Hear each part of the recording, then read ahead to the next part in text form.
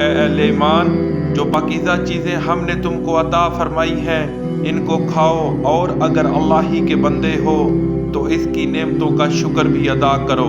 اس نے تم پر مرا ہوا جانور اور لہو اور سور کا گوشت اور جس چیز پر اللہ کے سوا کسی اور کا نام پکارا جائے حرام کر دیا ہے۔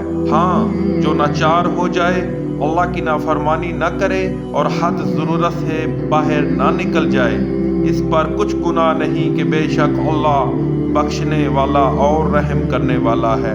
جو لوگ اللہ کی کتاب سے ان آیتوں اور ہدایتوں کو جو اس نے نازل فرمائی ہیں چھپاتے اور ان کے بدلے تھوڑی سی قیمت یعنی دنیاوی منفعت حاصل کرتے ہیں، وہ اپنے پیٹوں میں محض آگ بھرتے ہیں۔ ایسے لوگوں سے اللہ قیامت کے دن نہ کلام کرے گا اور نہ ان کو گناہوں سے پاک کرے گا، اور ان کے لیے دکھ دینے والا عذاب ہے۔ یہ وہ لوگ ہیں جنہوں نے ہدایت چھوڑ کر گمراہی اور بخشش چھوڑ کر عذاب خریدا۔ یہ آتش جہنم کی کیسے برداشت کرنے والے ہیں۔ یہ اس لیے کہ اللہ نے کتاب سچائی کے ساتھ نازل فرمائی، اور جن لوگوں نے اس کتاب میں اختلاف کیا وہ ضد میں آ کر نیکی سے دور ہو گئے۔